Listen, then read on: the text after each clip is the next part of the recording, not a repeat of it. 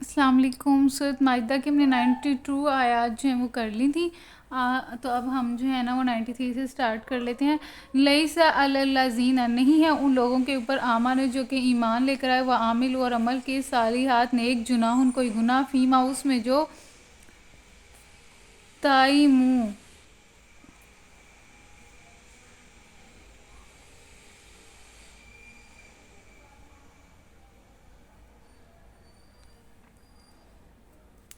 جو لوگ ایمان لے آئے اور نیک عمل کرنے لگے، انہوں نے پہلے جو کچھ کھایا پیا تھا اس پر کوئی گرفت نہ ہوگی. لیسا نہیں ہے علی الذین ان پر، آمنوا جنہوں نے ایمان لے کر آئے، عاملوا اور عمل بھی کیے نیک، صالحات نیک، جناح کوئی گناہ، فیما اس بارے میں، طعموا جو انہوں نے کھایا، اذا جب، متقوا مطلب کہ اگر کسی بندے نے توبہ کر لیا اور اس کے بعد ایمان لے کر آیا، نیک عمل بھی کرنا شروع ہو گیا، تو پہلے جو ہو چکا وہ ہو چکا، اس کو اللہ تعالیٰ معاف کرنے والا ہے.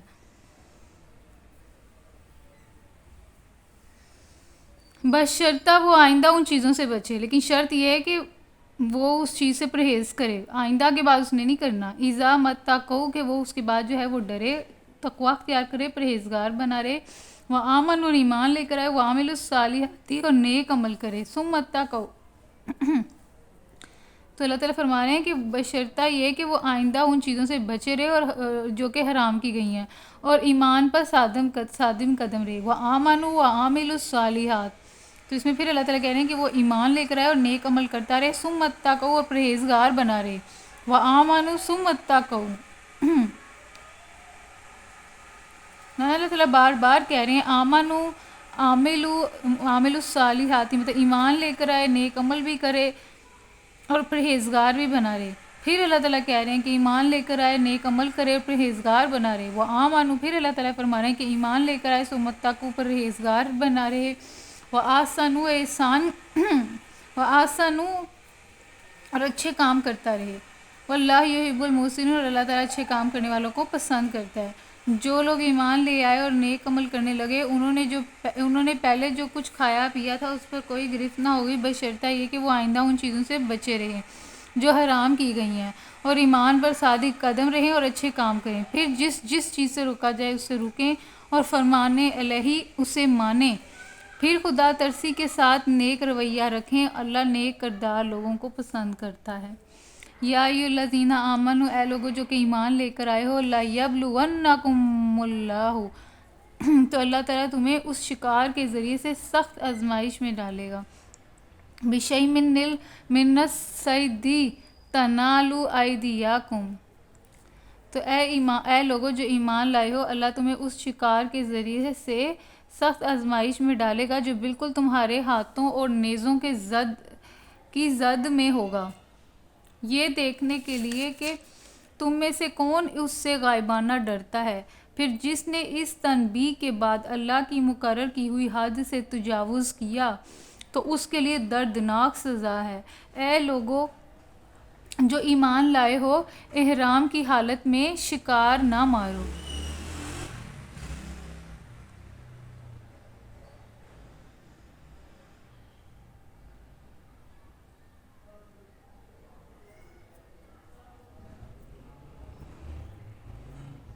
وہی نا اللہ تعالیٰ نا اس میں نا ایک حکم بتا رہے ہیں. تو اللہ تعالیٰ کہہ رہے ہیں کہ اہل ایمان کی آزمائش کے لیے یہ حکم دیا ہے، تاکہ اللہ تعالیٰ یہ دیکھ لیں کہ کون جو ہے ثابت قدم رہتا ہے اور کون جو ہے وہ نافرمانی کرتا ہے. تو اللہ تعالیٰ نے اس میں بتایا ہوا ہے ہمیں کہ جب ہم احرام کی حالت میں ہوتے ہیں نا، تو اس میں ہمیں نا شکار کرنا نہیں چاہیے. شکار اس وقت ہمارے لیے حرام ہو جاتا ہے. حالانکہ شکار جو ہرن کا، فور ایگزامپل اگر آپ دیکھ لیں، ہرن جو ہے وہ حلال ہے، وہ آپ کھا سکتے ہیں، لیکن ہرن جو ہے وہ حرام ہو جائے گی اگر آپ احرام کی حالت میں ہیں. احرام کی حالت میں آپ نے جو ہے نہ شکار کرنا، نہ ہی کسی کو بتانا ہے کہ شکار ایسے ایسے ایسے کر لو، تو کچھ بھی نہیں آپ نے بتانا. ہاں جب آپ اپنا احرام کھول چکے ہو، ادا کر چکے ہو حج یا عمرہ، تو پھر اس کے بعد جو ہے آپ شکار کر سکتے ہو. تو اللہ تعالیٰ یہ فرما رہے ہیں کہ اے لوگو جو ایمان لے کر آئے، اللہ تمہیں اس شکار کے ذریعے سے سخت آزمائش میں ڈالے گا جو بالکل تمہارے ہاتھوں اور نیزوں کی زد میں ہوگا. تو یہاں پہ یہ اس کی تفسیر بھی پڑھ لیتے ہیں، لیکن اس سے پہلے اس کی کمپلیٹ کر لیتے ہیں آئیڈیا واری ما حکم لیا لم، تاکہ اللہ تعالیٰ جان لے اللہ من یخافہ، کون ڈرتا ہے بالغیب، غیب میں، مطلب اللہ کو دیکھے بغیر اللہ سے کون ڈرتا ہے. فمن ابتدا، تو پس جس نے جو ہے زیادتی کی یا بعد ازالی کا اس کے بعد فلاح، مطلب کہ جس نے حکم آ گیا اس کو پتہ بھی چل گیا پھر بھی اس نے جو ہے اللہ تعالیٰ کا حکم نہ مانا، تو فلاح عذاب نلیم، تو اس کے لیے عذاب ہے دردناک.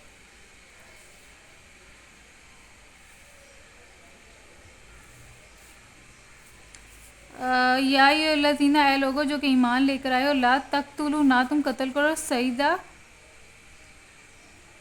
شکار کو، وانتم حرم، اور جبکہ تم احرام میں ہو، ومن قاتلہ منکم، تو پھر جو کوئی جس نے بھی قتل کیا اس کو یعنی کہ شکار کو، منکم تم میں سے، متعمدا فجزاء، تو اگر تم میں سے کوئی جان بوجھ کر ایسا کر گزرے تو جو جانور اس نے مارا ہو اسی کے ہم پلہ ایک جانور اسے مویشیوں میں سے نظر دینا ہوگا. تو دیکھیے پھر اس کا کفارہ یہ ہے کہ جو شکار اس نے مارا ہے نا تو ویسا ہی شکار جو ہے پھر وہ دے گا، اس کی نظر دے گا. تو ومن قاتل من کو متعمد فجزاؤ، تو اس کا بدلہ یہ ہے کہ مثلو کے اسی طرح کا ما قاتل جو اس نے قتل کیا، من نعام یحکم بھی، مطلب کہ پھر اسی طرح کا اس نے دینا ہے اپنے مویشیوں میں سے ویسا ہی جانور. یحکم بھی، تو اللہ تعالیٰ یہ آپ کو جو ہے اللہ تعالیٰ جو فیصلہ دیتا ہے ذوا عدل منکم، تو جس کا فیصلہ تم میں سے دو عادل آدمی کریں گے. تو انہیں یحکم بھی ذوا عدل منکم، تم میں سے جو ہے تم میں سے دو عادل آدمی کریں گے. اور یہ نذرانہ کعبہ پہنچا دیا جائے گا. ہدین، تو یہ جو ہدیہ ہے بالغ پہنچے گا کعبہ، او کفارہ، تو یا پھر اگر تم یہ نہیں کر سکتے تو پھر دوسرا کفارہ کیا ہے، طعام و مساکین، مسکینوں کو کھانا کھلانا، او عدل ذالک صیامن، لیکن اگر وہ یہ بھی نہ ہو سکے تو پھر وہ روزے رکھے گا. ذالک صیام لیذوق وبال امرہ، تو یہ کس لیے تاکہ وہ اس اپنے کیے کا جو ہے مزہ چکے، لیذوق، تاکہ وہ چکے بال امری، جو اس نے جو کام کیا ہے اس کا مزہ چکے. اف اللہ، اللہ تعالیٰ بخشنے والا ہے، معاف کرنے والا ہے، اما سالفا، ٹھیک ہے، جو کچھ ہو چکا اسے اللہ تعالیٰ معاف کرنا ہے، اما اس بارے میں، سالفا جو گزر چکا اس کے بارے میں اللہ تعالیٰ معاف کرنے والا ہے. ومن عاد فینتقم اللہ منہ، لیکن جو کچھ ہو چکا ہے اسے اللہ نے معاف کر دیا. لیکن اب اگر کسی نے اس حرکت کا اعادہ کیا، لیکن دیکھیں نا اللہ تعالیٰ نے معاف کر دیا آپ کو، لیکن آپ پھر اس کے بعد جو ہے ایمان لانے کے بعد نیک عمل مطلب کہ نیک عمل کرنے کے لیے تیار ہو جائیں، اور اس کے بعد جو ہے پھر آپ اگر ارادہ کریں پیچھے مڑنے کا، پیچھے دوبارہ گناہ کرنے کا، تو پھر تو اللہ تعالیٰ نے، اللہ تعالیٰ کہہ رہے ہیں کہ نیک، اگر آپ نے برا کام کیا ہے، بری زندگی آپ کی ایمان میں نہیں گزری، تو جو ہو گیا سو ہو گیا، ختم. تو اللہ تعالیٰ اس پچھلے سارے آپ کے گناہ جو ہے معاف کر دیں گے، بلکہ اللہ تعالیٰ نے ایون یہ بھی کہا ہے کہ وہ سارے نیکیوں میں بدل دیے جائیں گے اگر آپ سچے دل سے ایمان لے کر آتے ہیں اور نیک عمل کرنا شروع کر دیتے ہیں اور اس کے اوپر قائم بھی رہتے ہیں. لیکن اگر آپ دوبارہ وہی حرکت کریں گے تو اس سے اللہ تعالیٰ بدلہ لے گا. پھر اللہ تعالیٰ کہہ رہے ہیں کہ واتقوا اللہ، کہاں گئے تھے ہم، ہاں، ومن عاد، لیکن کسی نے پھر دوبارہ ارادہ کیا اسی برائی میں جانے کا، فینتقم اللہ، تو پھر اللہ تعالیٰ انتقام لے گا، منہ اس سے، واللہ، اور اللہ تعالیٰ عزیز انتقام، بدلہ لینے کی طاقت جو ہے وہ رکھتا ہے اور زبردست ہے انتقام لینے میں.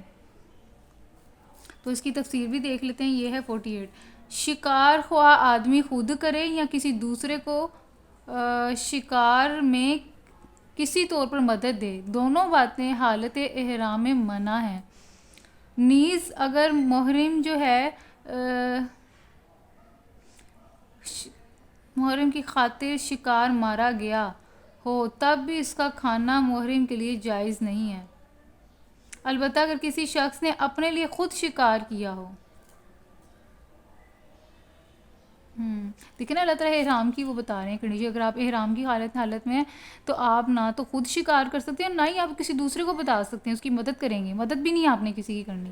اور لیکن اگر آپ کے لیے کسی نے جو ہے شکار کیا تو تب بھی وہ کھانا آپ کے لیے جائز نہیں ہے، کیونکہ آپ احرام کی حالت میں اور اس شخص نے آپ کی خاطر جو ہے شکار کیا ہے.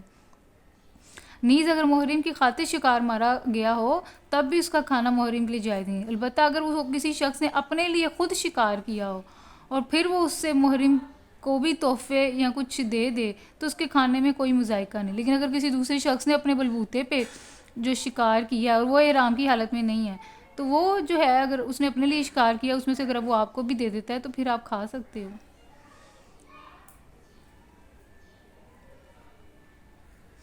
اس حکم عام سے موذی جانور مستثنیٰ ہیں. سانپ، بچھو، باولا کتا، ایسے دوسرے جانور جو انسان کو نقصان پہنچانے والے ہیں حالت احرام میں مارے جا سکتے ہیں. اس سے پتہ لگتا ہے کہ وہ جو دوسرے جانور، یہ صرف حلال والے جانوروں کے لیے ہے. آپ اگر آپ احرام کی حالت میں ہیں تو تب آپ نہیں مارو گے نا، شکار نہیں کرو گے، نہ ہی کسی کی مدد کرو گے. لیکن اللہ تعالیٰ نے کچھ جانور بتائے ہیں جس کو آپ حالت احرام میں بھی اگر مار دیتے ہو تو کوئی آپ کو نقصان نہیں ہوگا، آپ کے ایمان کو، آپ کے لیے گناہ نہیں ہے. اور وہ کون کون سے جانور ہیں؟ سانپ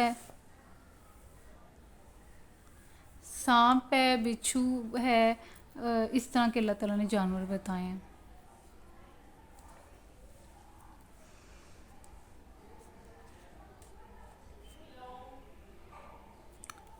تو اللہ تعالیٰ فرما رہے ہیں اوہل حلال کیا گیا لاکم تمہارے لیے صید البحری، شکار بحری سمندر کا، و طعامہ اور اس کا کھانا، متاع لکم تو تمہارے لیے سمندر کا شکار اور اس کا کھانا حلال کر دیا گیا. تو اس کا مطلب ہم سمندر کے کھانے ہمارے لیے حلال ہیں. مچھلی ہے، ہم مچھلی بھی کھاتے ہیں، اور بھی مچھلی کی کافی ساری اقسام ہیں.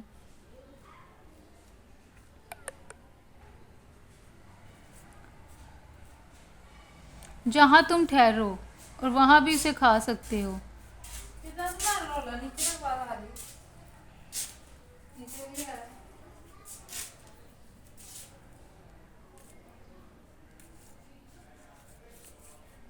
تمہارے لیے سمندر کا شکار اور اس کا کھانا حلال کر دیا گیا. جہاں تم ٹھہرو وہاں بھی اسے کھا سکتے ہو اور قافلے کے لیے زاد راہ بھی بنا سکتے ہو.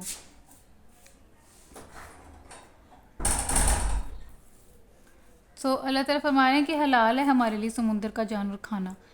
جہاں چاہے ہم کہیں بھی ہوں اس کو لے کے بھی جا سکتے ہیں ہم لوگ. جہاں تم ٹھہرو وہاں پہ بھی اسے کھا سکتے ہو اور قافلے کے ساتھ زاد راہ بھی بنا سکتے ہو.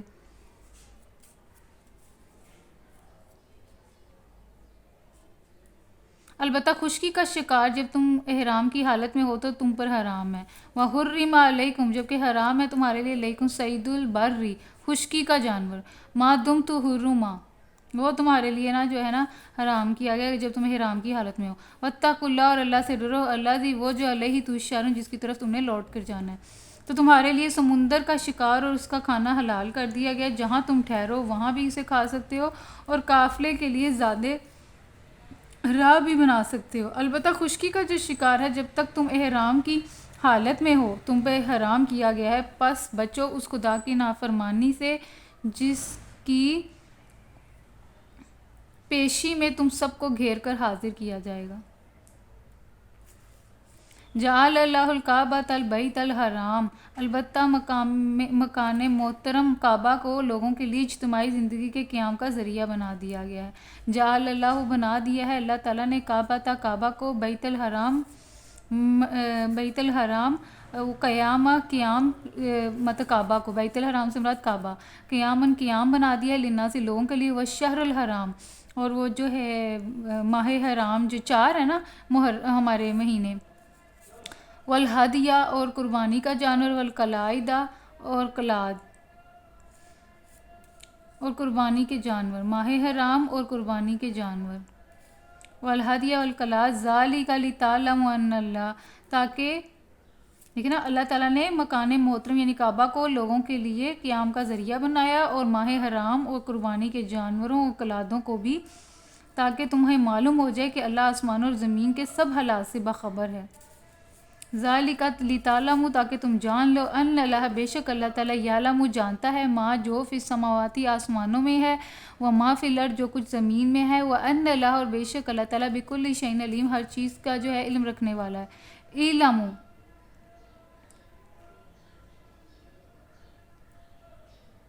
دیکھیں نا اللہ تعالیٰ نے کعبہ بنایا، پھر ہم اس کے 7 چکر بھی لگاتے ہیں، پھر ہم وہاں پہ قربانی حج کا اگر آپ دیکھیں تو 7 چکر بھی لگاتے ہیں، پھر ہم جو ہے کیا کہتے ہیں سعی بھی کرتے ہیں صفا اور مروہ کی، پھر اس کے بعد ہمیں جانور حج میں تو ہم قربانی بھی دیتے ہیں۔ پھر اس کے علاوہ وہ ماہ حرام ہے، ماہ حرام کے جو ہے مہینے بھی ہیں، وہ بھی اللہ تعالیٰ نے ہمارے لیے جو ہے وہ بھی قابل احترام ہے۔ اور اسی طرح قربانی کے جانور ہم لوگ جو دیں گے، تو اللہ تعالیٰ کیا کہہ رہے ہیں تاکہ تمہیں معلوم ہو جائے کہ اللہ تعالیٰ زمین اور آسمان کے سب کے حالات سے اللہ تعالیٰ خوب جانتا ہے اور اس کو چیز کا خبر ہے اس چیز کی۔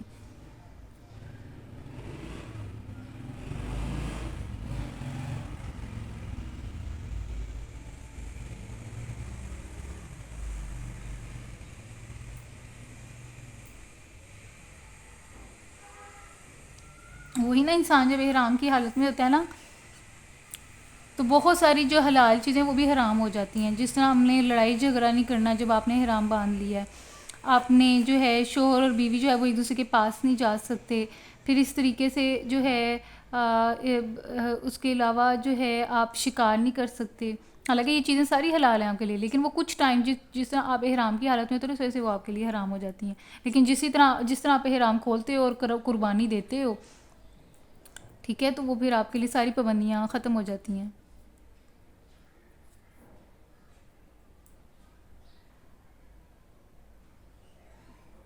شکار بھی آپ پھر کر سکتے ہو بعد میں۔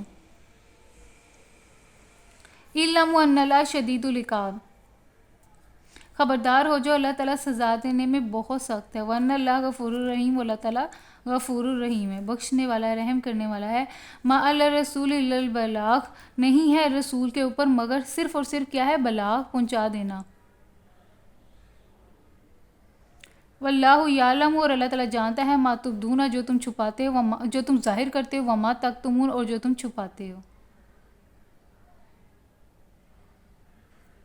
خبردار ہو جو اللہ سزا دینے میں بھی سخت ہے اور اس کے ساتھ بہت درگزر اور رحم بھی کرنے والا ہے۔ رسول پر تو صرف پیغام پہنچا دینے کی ذمہ داری ہے، آگے تمہارے کھلے اور چھپے سب حالات کا جاننے والا اللہ ہے۔ قل لا یستوی الخبیث والطیب، تو اے پیغمبر صلی اللہ علیہ وسلم ان سے کہہ دو کہ پاک اور ناپاک بہرحال یکساں نہیں ہیں۔ کل کہہ دیجئے لا یستوی نہیں ہے برابر، خبیثہ خبیث و طیب اور طیب، یعنی کہ پاک اور ناپاک برابر کبھی بھی نہیں ہو سکتے۔ ولو اعجبا کا کثرت الخبیث، چاہے خبیث کی کتنی ہی زیادہ کثرت کیوں نہ ہو۔ فاتقوا اللہ، تو اللہ سے ڈرو، یا اولی الالباب، اے عقل والو، لعلکم تفلحون، تاکہ تم فلاح پا جاؤ۔